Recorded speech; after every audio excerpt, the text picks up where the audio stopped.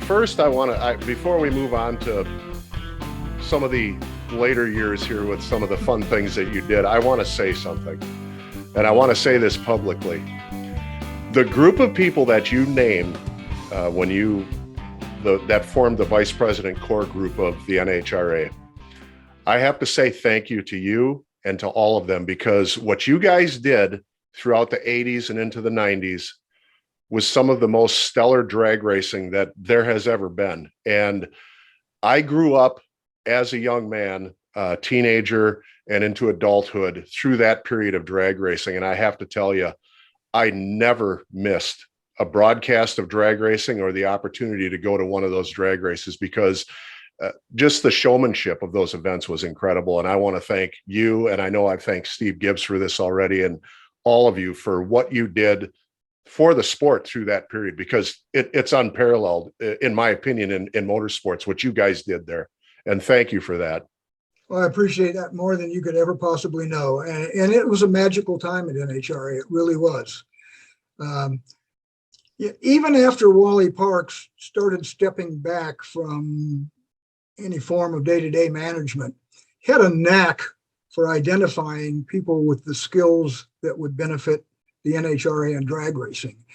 And as a result, I had the honor of working with some of the finest people that I've ever known, all with the same focus, which was, let's make NHRA championship drag racing everything it can possibly be. And those were wonderful years. Those were magical years. And one other person that I would like to mention in this too is the guy who was always out there on the front line in Buster Couch, because I don't think there was ever a greater promoter of the sport than Buster Couch as far as public appearance wise. The guy was just incredible for what he did for the sport. You're right about all of that, but my enduring recollection of Buster Couch will be, don't ever try to screw with him on the starting line. Don't go there. Don't try to argue with him. Don't try to disagree with him. Certainly don't try to screw with him. If you're not going up there and staging properly and you're playing games or whatever, sooner or later there's going to be hell to pay, and it's going to come in the form of Buster Couch. And you could tell, when you're in a race car and the thing's running and there's nitro fumes everywhere and you're gagging to breathe and your eyes are watering and you're trying to get up to the stage and you look at Buster and he's got a look on his face, you know exactly what he's thinking. Exactly. And if he's smiling, you're doing good. And if he's not smiling and his eyes are kind of squinting, you better shape up real quick. Buster's not real happy about something. As you can tell by the shirt hanging behind me, he's one of my heroes. I don't know why, but I always had a fascination watching those drag races. My eyes were always focused on Buster, because you just never knew what was going to happen.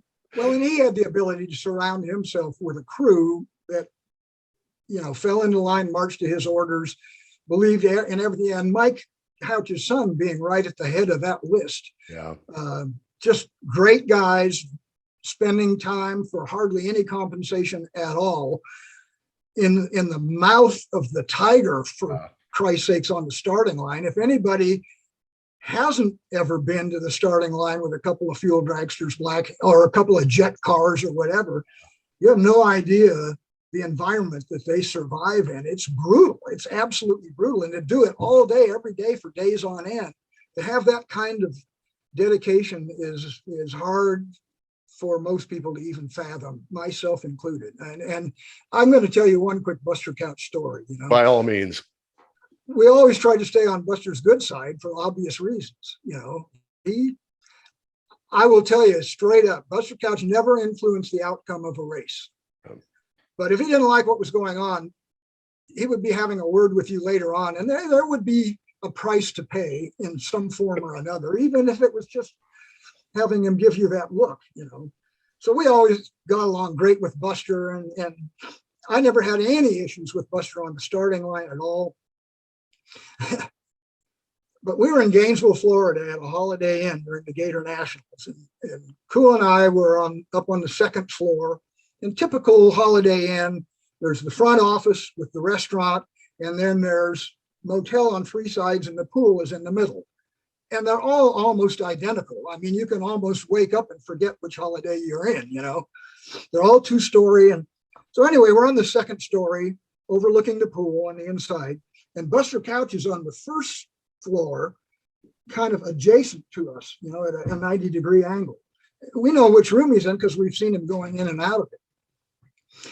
Well, Buster's wife used to hold prayer services in their room from time to time. This is probably before Racers for Christ and all of that.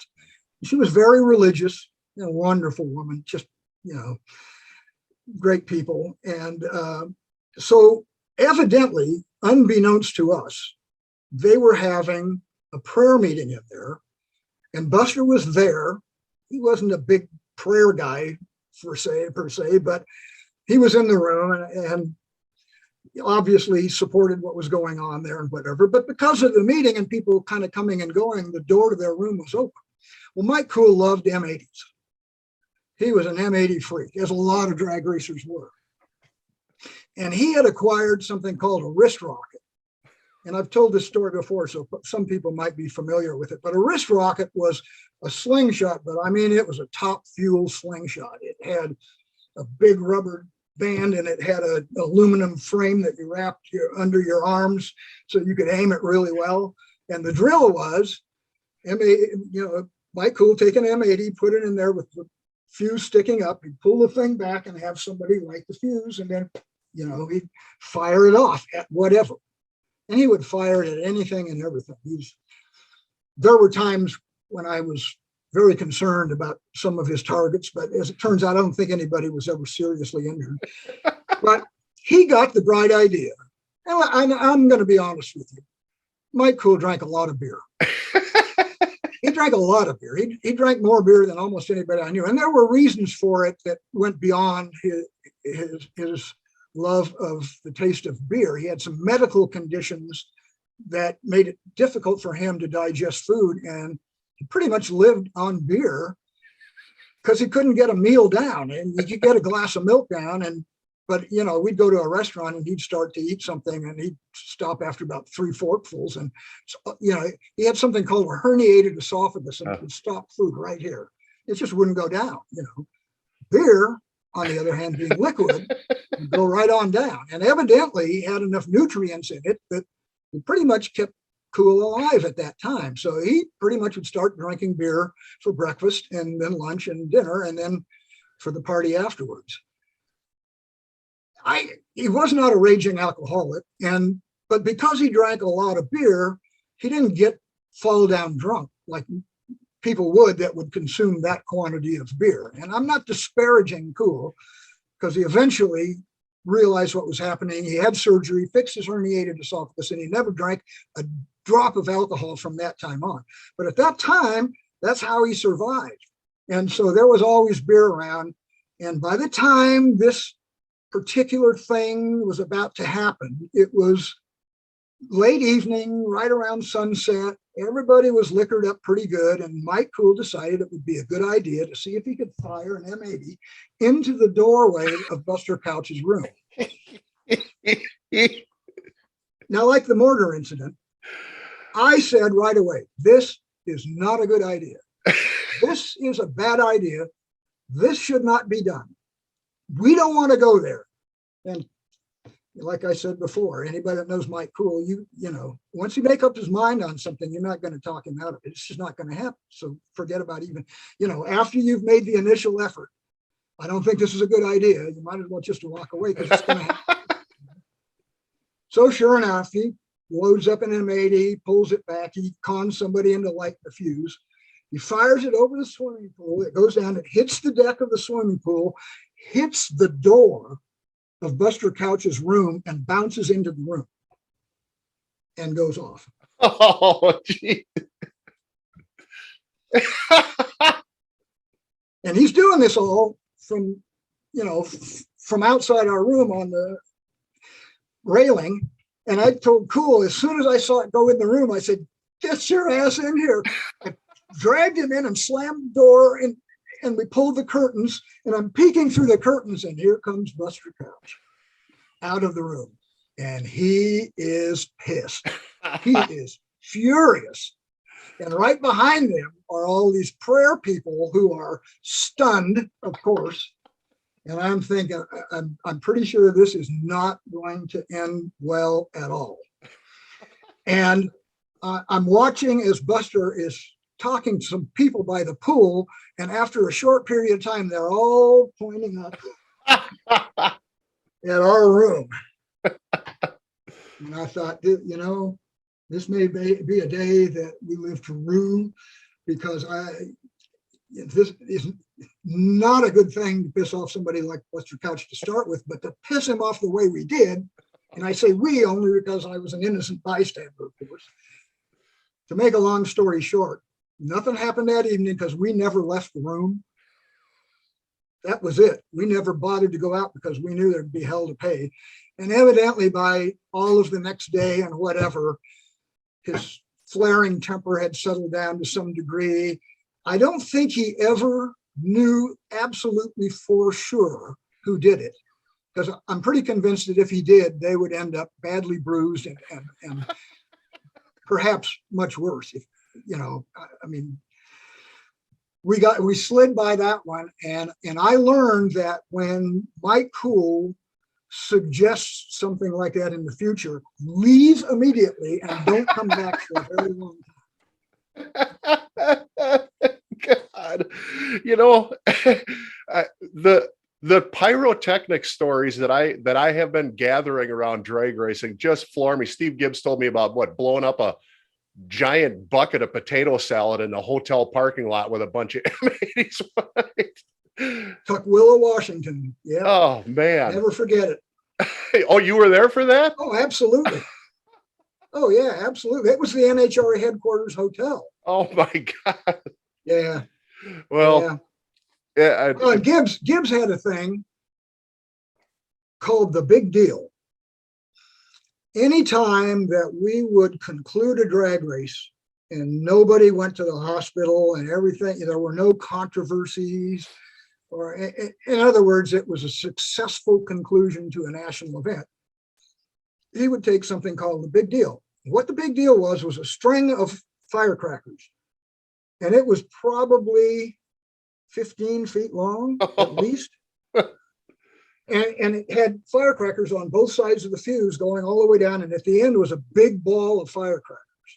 So he'd set it off on, he'd hang it from the tree, or usually from the timing tower, or, a bridge crossover in the staging lanes or something, where you could get it that far off the ground, and then wait until there were kind of a lot of people around unsuspecting of what was about to happen. And he'd go up and he'd light this thing off, and it'd all these firecrackers all the way down till it got to the end. And I mean, this big and red paper flying everywhere. And and that was a standard deal at every NHRA race. So I'd like to say maybe that was the extent of Steve Gibbs' pyrotechnic exploits, but it was far from it. And we probably should leave it at that. Yeah, we'll leave it at that. All right. Well, pyrotechnics aside, you're out of the NHRA.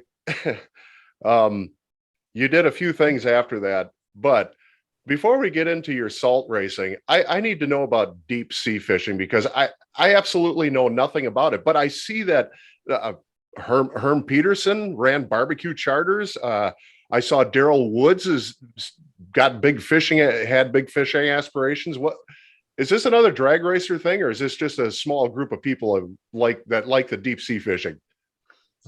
I think for Southern Californians who have traditionally had physical access to deep sea fishing, there were actually quite a few drag racers that were into it. And I suspect, like myself, fishing preceded drag racing. Okay. Most avid deep sea fishermen started when they were very young.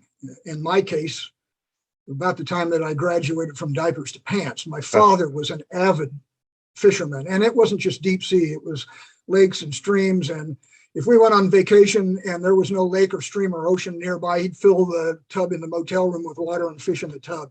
Might even resort to fishing in the toilet if there was no tub.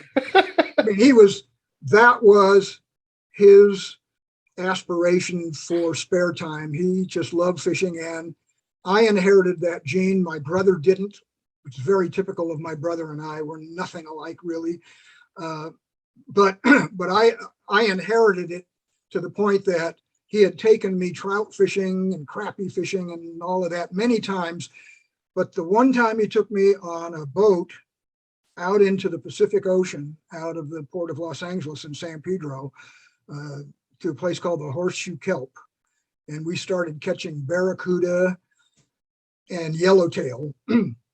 We were using bait, live bait, which is the way that most Southern California offshore fishing is done. Live anchovies, sardines. The bait was bigger than most of the fish I had ever caught, you know. So to use it to catch something way bigger, and to be on a boat out on the ocean and the galleys fired up, you know, frying boat burgers. I mean, yeah, that was it. I don't think I've ever went trout fishing after that. For me, fishing meant getting on a boat and going out in the ocean. Over the years, I went probably 25 years with never setting foot on a sport fishing boat. And it's because I was either drag racing or working for the NHRA, and it just wasn't possible. You know, at that time, racing was not priority one, it was priority only. I mean, it especially if you're doing it, it's 24/7. It's everything, and it's all got to be pointed in that direction.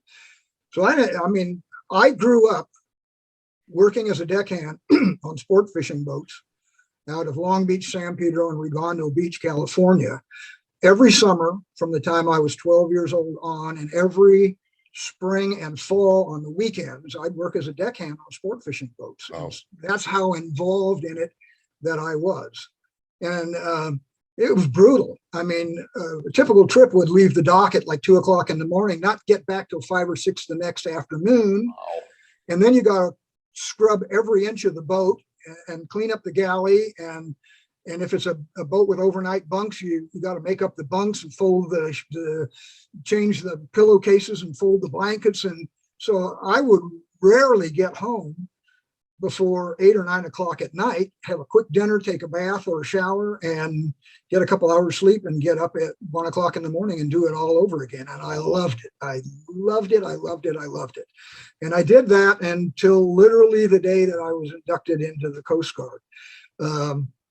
So that passion was driven deeply into me very early on. And even though I abandoned it completely for 25 or 30 years in order to go drag racing, I started redabbling in it, you know, with a half-day trip and then a 3/4 day trip and then an all-day and then an overnight.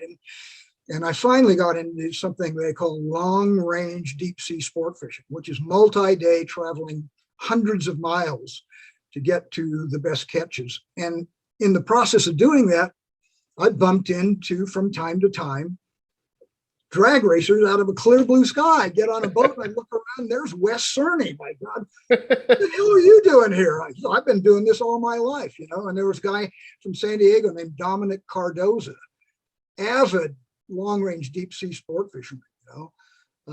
So anyway, I started doing that, and early on, it was one trip a year for 5 days, and then it was one trip a year for 7 days, and then it was a couple of long-range trips. And then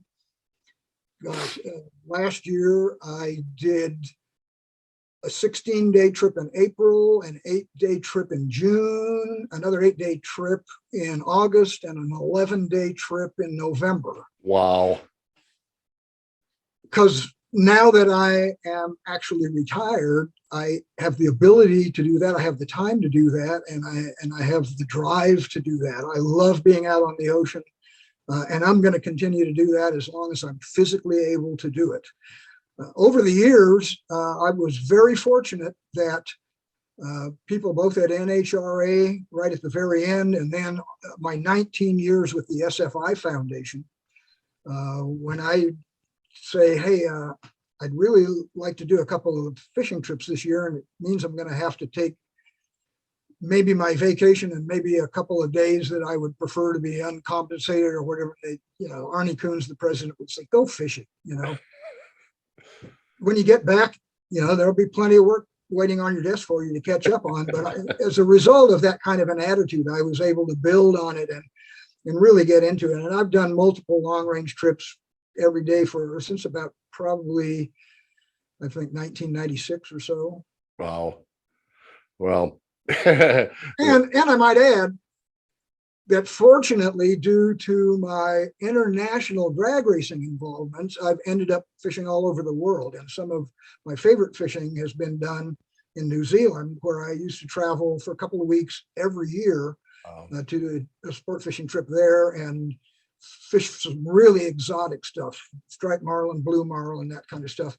And it was beyond inexpensive because I'm fishing on my friend's boat, who happened to be a drag racer, a guy named Garth Hogan, probably New Zealand's premier ever drag racer. And he owned a 55-foot custom sport fisher.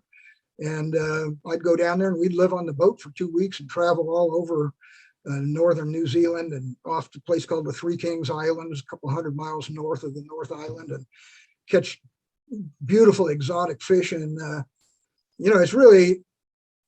it's probably evolved as the thing that I would most prefer to do with whatever time I have left. So you've retired and gone fishing to the ultimate extreme is what you've done then. Yeah. Well, but after you left drag racing and the NHRA, you did some more racing, you and Cool, and who was with you? Bowman, and who else was with you guys? Went salt racing for a little while, didn't? Yeah, it was Mike Cool, Carl Olson, and Don Bowman, my old friend from Lodi. Did Daryl Woods help you out with that too? He was our ace crew member. Oh, was he? Okay. He was there from day one. And in all the things that Mike Cool and I ever did involving racing, and I was at his shop on a regular basis and whatever, Daryl was involved in all of it right from the very beginning, from the Cool and Olson front engine dragster in 1970. And so what happened was, in 1967, I went to Bonneville for the first time. I was working at Transdapt at that time for Willie Garner, and he was a Bonneville racer himself. And he had a lot of contacts at Bonneville. And through SEMA, I had become a close friend with a guy named Burke Lesage, who just happened to be part of the management of the Southern California Timing Association and the Bonneville Nationals Association that ran the Bonneville Speed Weeks and other events on the Salt Flats. And so Willie arranged with Burke Lesage to show me around everything. And I rented a camper that we slid into my Ford pickup truck, and me and the guy that worked in the warehouse at Transdapt, another drag racer, drove up to Bonneville and spent probably 3 or 4 days up there. And on one of those days, Burke Lesage invited me to get into his car, and we drove down to what at that time was called the 7 Mile, which was the timing traps 7 miles from the starting line. And in those days, you had to make a down run, and it was 7 miles long, and then you shut off, and then you turned around and had to make a return run in order to set a record. And anyway, he took me down there, and he parked his car less than 100 feet from the course at the 7 mile marker. And he had a radio with him, and he said, "All right, you're going to like this next run." Okay, I have very little idea of what's going on here, And when you're at the 7 Mile, you can't see the starting line or anything even near it because of the curvature of the earth. Bonneville is a unique place where you can actually see the curvature of the earth. Yep. So you hear these cars starting, and because of the time it takes for the sound to reach you, it's already happened, of course, kind of like drag racing, but modified by a huge factor. So anyway, I hear this car fire up. Doesn't sound that much different from many other cars. And then you hear it leave the starting line, and it's picking up revs, and then you hear the driver shift, and then and you still can't see the car. And then finally, a minute or so later, Burke Lesage points, and you can just see this little dot on the horizon. Oh, okay, there it is. And it's coming at us, and it's, whew, And that thing went by us so fast, I couldn't believe it. It was the Herda, Nap, and Mylodon Streamliner. And it just went by us at 350 miles an hour. I said to myself, before you die, you got to come back here and do that. And I put that in the back of my head. But in the meantime, I'm still drag racing and getting more heavily involved in it all the time, and either on tour or having a job and racing. And there's just no time to go Bonneville racing. And I don't have the funds or means to do it anyway. So, but I would go up there from time to time to Speed Week and watch others run. And there were cars approaching and ultimately reaching and exceeding 400 miles an hour, internal combustion, piston driven, wheel driven cars. Wow. And, I'm just blown away. Well, I'll get to the point. In 1989, I met a girl at the SEMA show in Las Vegas named Kathy Fiestad.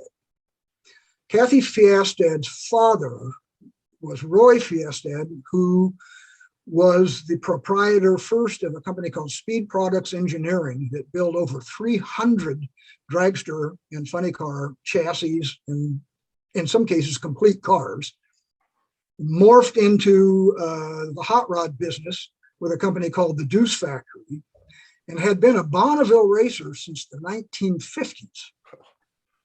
And it turned out that even when he was drag racing, Bonneville was really his main priority, and he was just in love with land speed racing.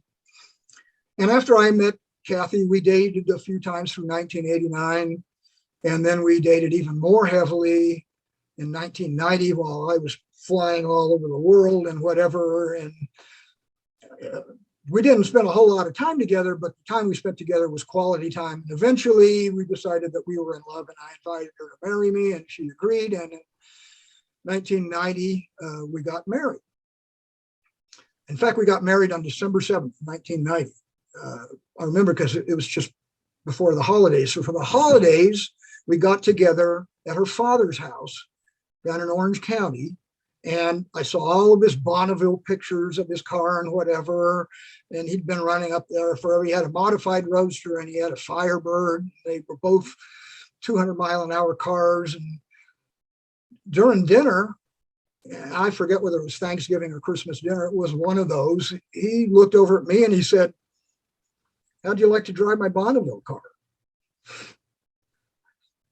Yeah, I think I'd like that, actually. I think I'd like that a lot, And I'll tell you that ever since then, a lot of people have accused me of marrying Roy Fiestad's daughter just to get the ride in his race car.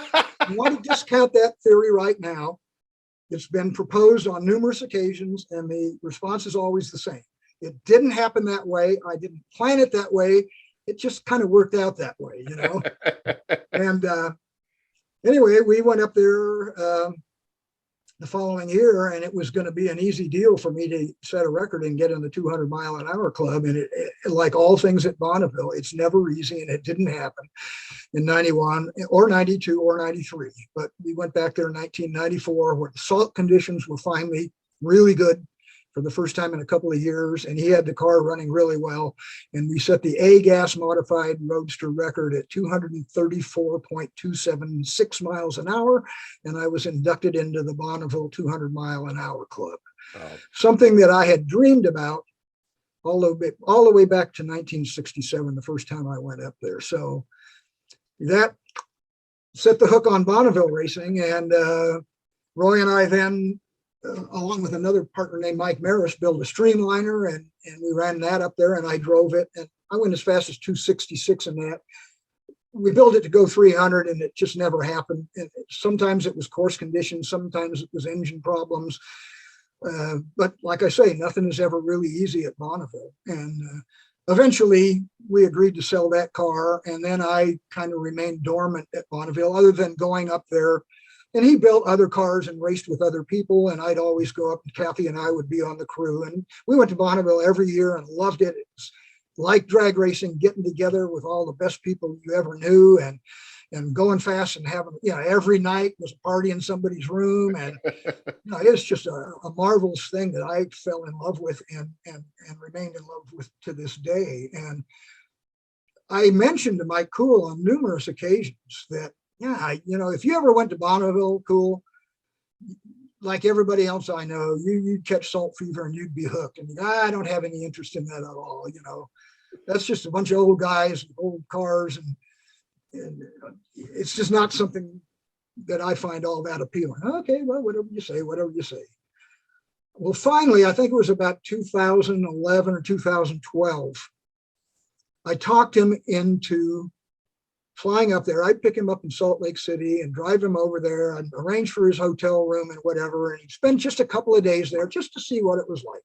And just as I had predicted, he saw what was going on there, and he ran into so many people that he had drag raced against that, like so many of us, morphed from drag racing into land speed racing because it only happens a few times a year. So you're not having to work on the car every night, and you don't have a bunch of rules to follow. You can build pretty much no two vehicles alike.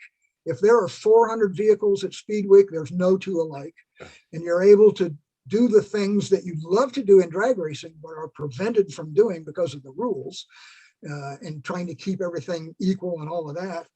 And Mike got sucked into that vortex. And when I suggested to him that we look for a car or build a car or whatever, he said, you find a car, you provide me with a car, I'll build an engine, we'll go Bonneville racing. And so I said, okay. And we looked at a bunch of different cars. We flew up to Northern California and looked at a couple Streamliners, and the deals just weren't right. And finally, a friend of mine made me aware of a car, a modified rear engine modified Roadster that was for sale, quality car.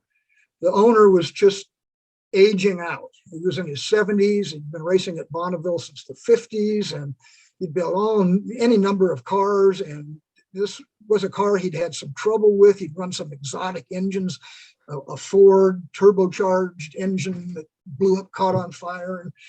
And he was just over it. And he hadn't put the car up for sale yet, but his friend got the feeling that he was ready to do so, and he knew I was looking for a car, so he called me and put me in touch with Harry Hoffman Sr. And Harry said, gee, the car's not up for sale, but what are you willing to pay for it or whatever? And it was less engine, and there was some damage to it from the fire and whatever. And we negotiated a price, and we consummated a deal that night on the phone. And I made arrangements to go up to where he was living in Northern California and pick it up and drag it back to Cool Classic Enterprises in Santa Ana and unload it in the shop and get to work. And we worked on it all of the rest of 2011, all of 2012, and we're finally ready to take it up there and run for the first time in 2013. It was a rear engine modified Roadster with a custom chassis that Cool had an engine at his shop underneath the workbench. And it had been an engine that belonged to Tom McEwen when he was racing funny cars. And he had gone from one engine block provider to another, Pink to Milodon, or he'd made some kind of a change. And he had this cast aluminum water block 426 Hemi engine with a 1/2-inch stroker that he sold to Cool for next to nothing, and Cool put it in the shop and never, put a tarp over it, never even looked at it for 20 years, maybe longer, I don't know. But he said, I think that thing would be perfect. It obviously won't fit in the car, which was built for a small block Chevy or a Ford Wedge. But, we know people that can fix that and replace the frame rails to accept the thing. So we went to work on it, and we did it, and ended up with what was referred to as an A blown fuel rear engine modified Roadster. And we took it up there in 2013. And I had not raced so long that in land speed racing, if you go 3 years without making a run, you have to upgrade your license. And there are, licenses ranging from 150 to 175 to 200, 250, and then unlimited. And you have to go back and requalify for whatever license you're shooting for. And so I just had to make a run over 200 miles an hour. So the agreement was I'd make a run, be really easy on the throttle, be sure not to spin the wheels, just get it down there, run it 3 miles and shut it off and coast out, take it back to the pits and take a look at it and see what needed to be done. Well, the thing went 213 miles an hour, right?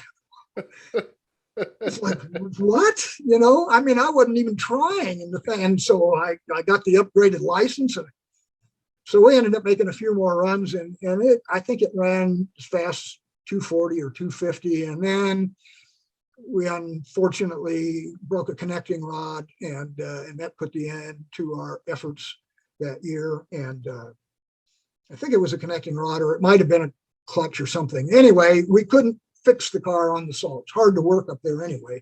You don't have a shop, you don't have equipment. And so we went back and fixed everything, tuned everything up, got a handle. We figured this is it. And for the next 2 years, 2014 and 15, Bonneville didn't happen.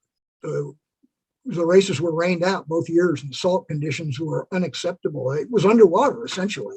And it's a unique place. It can be perfect one day, and a storm will come through, and you go out to and you find your trailer in 6 inches of water. You know, it's just a crazy place. And so we kept tuning on the car and upgrading things here and there. We went back in 2016, and that was the year that I made an easy run and got it up to about 240 miles an hour. And now we're getting ready to go to a whip and really put this thing on a run. And finally it's running. And I made the shift. I had a 2-speed transmission in it, and I made the shift to high gear. And this thing was picking up and hauling buns. And I'm saying to myself, finally, finally, we're going to go really fast on this run. I mean, you can feel it. You know how fast you're going, And I'm approaching the 3 mile markers, and bang, the car jumps off of the ground and immediately pulled the parachutes and pulled the fuel shut off, and ended up coasting off onto the town road, and it had kicked the connecting rod out. So we were done. And the plan was to go back and rebuild the car. And that was when Mike Cool's Alzheimer's was really kicking in. And that year, 2016 at Bonneville, he was somewhere else mentally. He couldn't remember the tune-up. He couldn't remember what parts were in the car. We had some real good friends of ours, a guy named Brendan Murray, who's a nostalgia drag racer, came around. Enriquez from Hillborn came and did some tuning up on the fuel injection system and whatever. And we were able to make those runs until it kicked the rod out. But it was obvious to me that it was not going to happen again in 2017. So we got back home, agreed to put the car up for sale. I ended up finding a buyer in Jeff Stillwell from England who bought the car. And then some friends of his, Bob Moravas, Bill Schultz, Sparky Perry, some other people, and I dropped by from time to time to add what I could in the rebuild. And we all took the car up there in 2019, and he set the class record at 258 miles an hour. And then ever since then has invested, I'm exaggerating now probably, but millions of dollars in rebuilding this car and turning it into an absolute animal. And they ran it at El Mirage a while back. They're going to go back in May and run it at El Mirage to get all the bugs out. And then they're going to go to Bonneville for Speed Week. And the objective is exactly the same as what ours was, and that is to set a record over 300 miles an hour. And there's absolutely no doubt in my mind that the car will do that. Are you going to be there? Are you going to head up there for that and watch it or not? That's my plan. Oh, good. That's So my plan.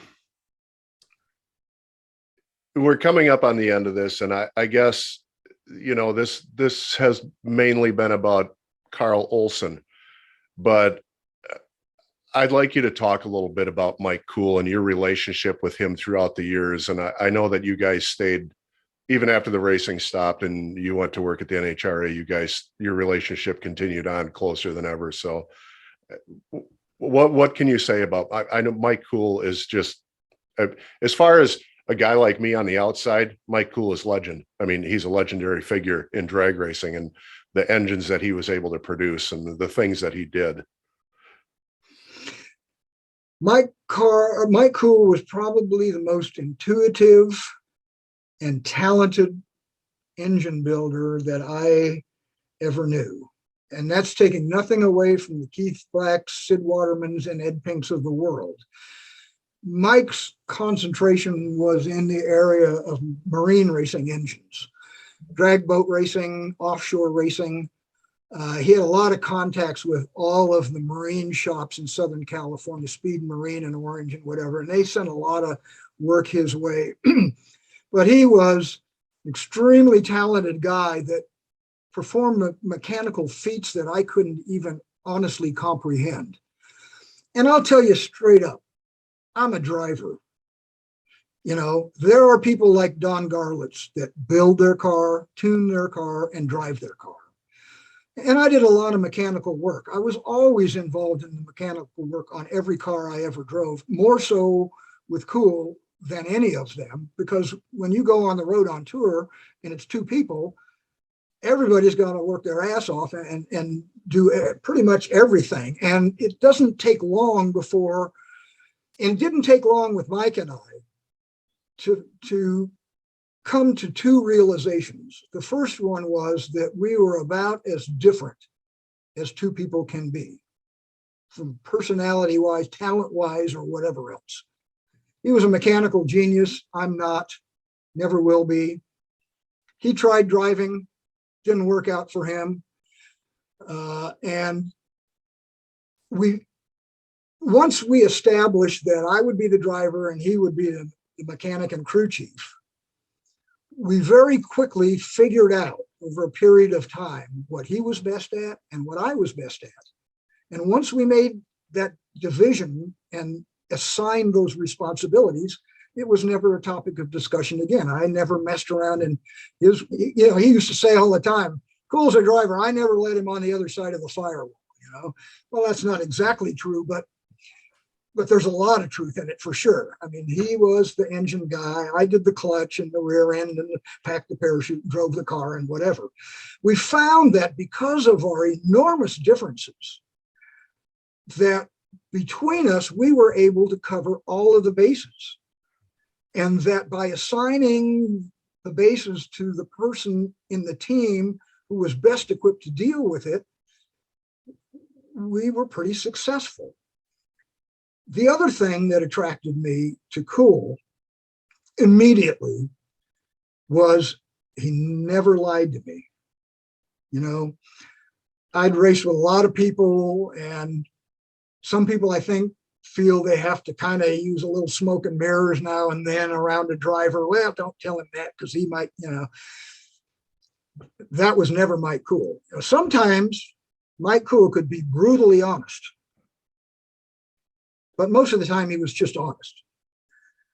In all the years that I raced with Mike and was friends with him, which was over a half a decade, I only caught him lying to me once, and it had nothing to do with racing. And unfortunately, I can't tell you what it was. Suffice to say, he felt the need for the only time ever to tell a lie, and it came back and bit him right in the ass. And I never let him forget it. You know, we'd start in on any kind of negotiation. I say, Cool, don't ever lie to me. Okay, yeah. So when you have that level of honesty, where you don't have to wonder what the guy is thinking, and when you don't have to wonder whether he's questioning what you're doing, because he never tried to tell me how to drive the car, and I never tried to tell him what tune-up to put in the engine. We would compare notes, but usually by the time we had a quick conversation at the end of the shutoff area on the return road, by the time we got back to the pits, there was no conversation, because we already knew what had to be done and who had to do it. And it got done. The next thing you know, you're in line for the next round. And that's just the kind of relationship that we had. And then when you go on tour, we were on tour together for almost 9 months, night and day, 24/7. When you spend that much time with somebody, one of two things is going to happen. You're either going to figure out what you don't like about them or what you do like about them. And in our case, we figured out what we liked about each other. And it's a relationship like I have never known before or since. And then don't get me wrong, I raced with a lot of good people, and Jack Ewell taught me a lot. And Don Bowman was a big help a number of times, and became involved in the Bonneville car even. And I've, and I admire and worship those friendships that I've developed, but none of them ever had the depth that my relationship with Mike Cool did, because I don't think anybody was ever that close to being on the same page as we were. Well, and you guys were inducted into the International Drag Racing Hall of Fame as a team. I mean, either one of you could have been inducted individually, but it seems fitting. And I don't know how you feel about that. Would you have preferred to be inducted separately, but it seems fitting that you two will be remembered as a team. I personally would have been devastated had we not been inducted as a team. Because even though we both had done things in drag racing before and after the Fast Guys, those were the golden years, and that relationship, to my way of thinking, dictated that when people think about either of us drag racing, they think of Cool and Olson first and foremost. So when we learned that we were going to be inducted as a team, I didn't hug Mike Cool a lot. I don't know if he ever hugged me willingly, but I think that when I met him at his shop the night after we got that call, I think we had a long embrace and maybe even a little tear or two, because it was that important for us to be seen as the team that we were. And in my mind, it's never ever going to be Mike Cool or Carl Olson. To me, in my mind, it will always be Cool and Olson. Well, that makes two of us. Now that we're on to the nostalgia stuff, and we've got these great Cackle Fests that go on, and now Steve Gibbs has started the Nitro Revival. Mike Cool's car is one of the cars that I featured when I actually did several videos on it, because it's such an important car and it's such a beautiful car. And I'm sad that you weren't. I know you were off deep sea fishing. I'm sad that you weren't there to be able to. I was able to shake your hand and see you in that car. Eddie did a great job in it, but there's been restorations of cars here, and you said you've done some restorations of cars too. That car, were you involved in the restoration of the Cool car, or was that Mike's baby? That was Mike Cool's project, 100% from the get-go. And what have you been involved in as far as restoration goes? I was contacted by some people at SEMA in the late 1980s. Shortly after I had served, I think, my third and final term on their board of directors. I had been very deeply involved in the selection of the site for and the building of the SEMA headquarters in Diamond Bar, California, which is SEMA headquarters to this day. And in 1989, construction of the building was nearing completion, and in early 1990, they were going to have the grand opening of the new SEMA office with a big cocktail reception and sit-down dinner and hoopla and whatever. But they were having a problem, and the problem was they had a huge reception area, two-story reception area with a reception desk and a sofa and coffee table and whatever, but there wasn't anything that represented the foundation of SEMA, the core of the high performance industry, which was drag racing back in the 60s and 70s. And the SEMA president at that time felt it was really important to make that connection and proposed that they hang a dragster on the wall of the reception area of the SEMA office. And a really close personal friend of mine named Pete Chaporis, who eventually was the proprietor of SoCal Speed Shop, he was working for SEMA at the time in marketing and events and whatever, and they gave him the responsibility of finding the car to hang on the wall in the reception area. So he picked up the phone and called me first, and I said, boy, have I got the car for you. Larry Miner has a rear engine top fuel car that was driven by Gary Beck that set the national record and won the world championship and has been completely restored. It's the original car, and I know it's down at Hemet at Larry Miner's shop. And I'd be willing to bet you anything that he'd be more than happy to have you hang that car on the wall at the SEMA office. And he said, well, would you be so kind as to broker the deal? So I called Larry Miner and I made the proposal, and he said, well, that sounds great to me. And I have that, put that guy in touch with me. So I had Pete Chapurris contact him. And so they made arrangements to haul the car out wherever it was and clean it all up and whatever. And then somebody, and I don't even know who it was, had the bright idea of asking how long the car was. Because everybody looks at this two-story reception area, and you know, it looks like the make-believe ballroom. You know, the ceiling is way up there. So somebody measured the car, and it's about 9 inches too long to fit on the wall. And rightfully so, in my opinion, Larry Miner was not interested in trying to chop 9 inches somewhere out of the car with new body paneling. I mean, and why would you do that? Yeah. You know, the thing is a museum piece. Yep. You know, the last thing we want to do is be cutting it up. So I had to break to Pete Chapurris the fact that our plan isn't going to work and we're running out of time. Pete said, oh God, all right, well. So anyway, SEMA had some kind of an event down in San Diego at a big fancy hotel. And Pete said, meet me for dinner the night before the event in the dining room at the hotel, because I got something I want to propose to you. Oh, well, whatever, okay. So a couple of days later, I drove down to San Diego, and he said, somebody told me you have an old front engine top fuel car that you were planning to restore. And I went, well, yeah.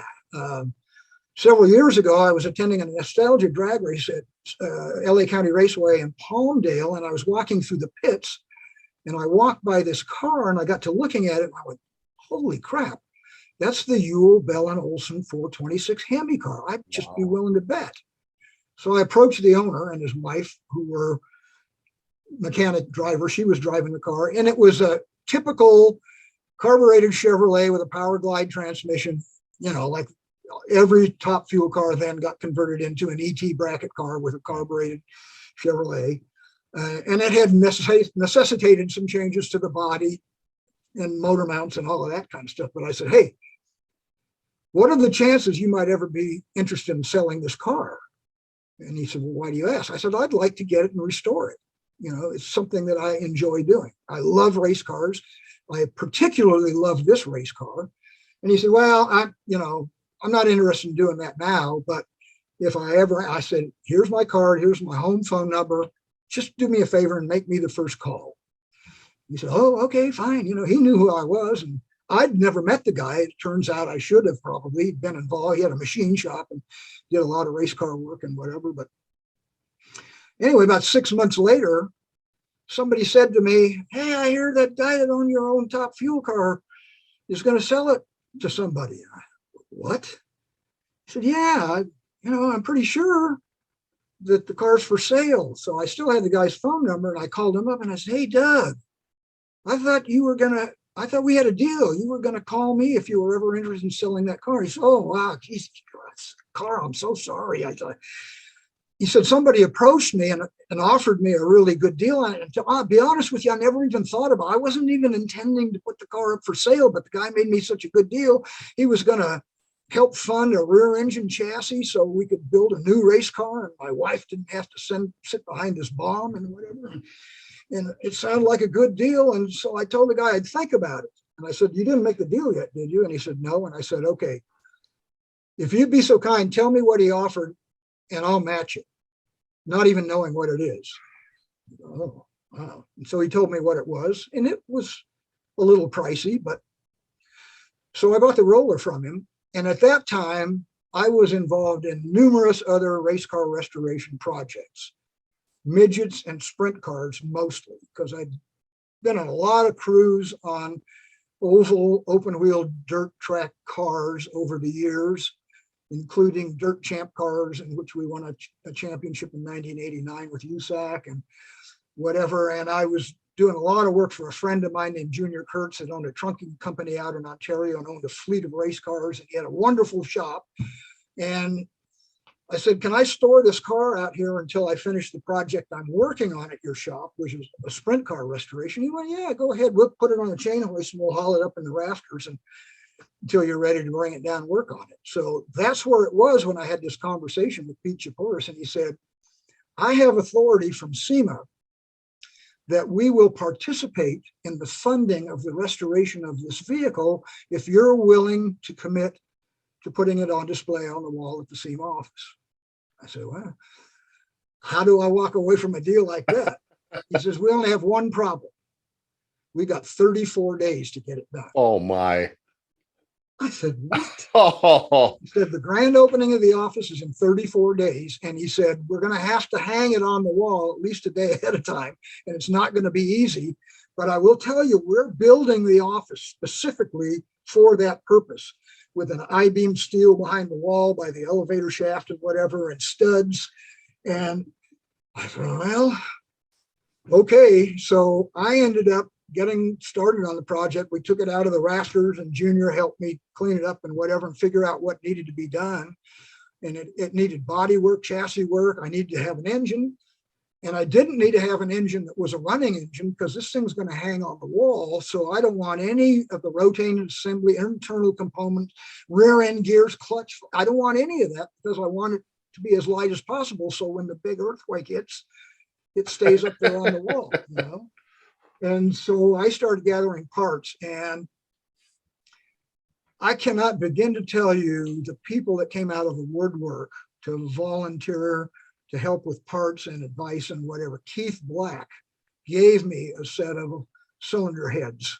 Enderley fuel injection told me where I could find one of the original bug catcher fuel injectors with the side nozzles rather than the plate nozzles, which is what we ran. I wanted to make it externally as perfect as possible. And I started calling people, and all of a sudden they opened their arms and parts were coming in. The people at Earl Supply Company gave me all the hoses and wiring. And I mean, I don't think there was anybody that I asked if they might have something that they didn't immediately just give it to me. I don't think anybody charged me anything for any of that stuff. Wow. And so I took the last 2 weeks that we had to do the project, and I had Steve Davis do the body work, and I had Tom Stratton paint it exactly like it was, even with the Cerny paint logo on it. Even though Tom Stratton was painting it, he understood we're making it exactly the way that it was. He didn't paint it originally, but Cerny had passed away, so that was out of the question. And anyway, we got the car painted and everything got chromed and plated and anodized and whatever. And I took 2 weeks of vacation from the NHRA and spent that entire 2 weeks, probably 20 hours a day, putting that car together, and ended up getting it together. And we towed it over to the SEMA office the day before the grand opening. And they had hired a couple of scissor lifts and a bunch of other stuff that we had. And Woody Gilmore had built a spine for the back of it with cables attaching in all the right places so that it would hang properly and never fall off the wall. And getting it up there was pretty interesting. We put the front wheels right against the wall and then walked the whole car all the way up to the ceiling. It was kind of dicey there when, you know, things weren't fastened real well, but we eventually got it in there and got it bolted to the wall and whatever, and it's been there ever since. The other projects that I was working on at the time was all oval track sprint cars and midgets, and I've done a number of those restorations, including one that helped me achieve one of my lifelong ambitions, and that was to drive a sprint car at Ascot Park Speedway. I restored a car that was built by Steve Davis and Little John Butera and raced very successfully with the California Racing Association for a couple of years.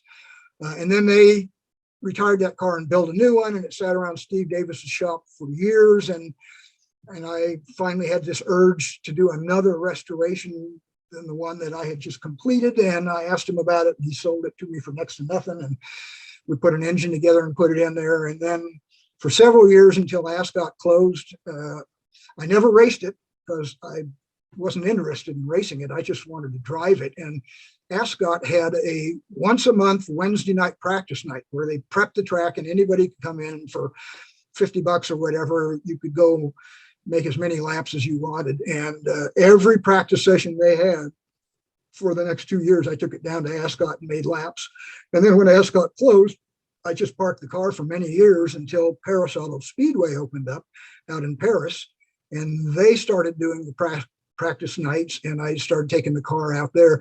And I ran it out there for about a year and a half until the engine was getting tired, and it was a pretty exotic engine with things like titanium connecting rods and whatever, and a rebuild would have been economically infeasible or at least ridiculous. And I ended up selling the car to the guy who originally drove it, a guy named Jeff Haywood, who it turns out had always wanted to have it, had established a very successful high performance business in Orange County. And when I called him and asked him if he'd like to buy the car, he fell out of his chair and couldn't get over fast enough to pick it up. And so that car's still around, but because the engine rebuild was never done, it's just a hunk to sit around in somebody's shop now and admire and remember the good old days. But I finally got a chance to whiz around Ascot Park Speedway. And after years, decades of watching hundreds, if not thousands of dirt oval track races and wondering what it was like, and in my mind, picturing what it was like, actually doing it and realizing it really wasn't all that much like what I thought it was. It was a lot busier than I thought it was. It was just wonderful. And that checked one of the major items off of my bucket list. And those outings I'll never forget. Tow out there to Ascot and unload and get suited up and push it out there and fire it off and make laps. That's as much fun as I ever had with the closing.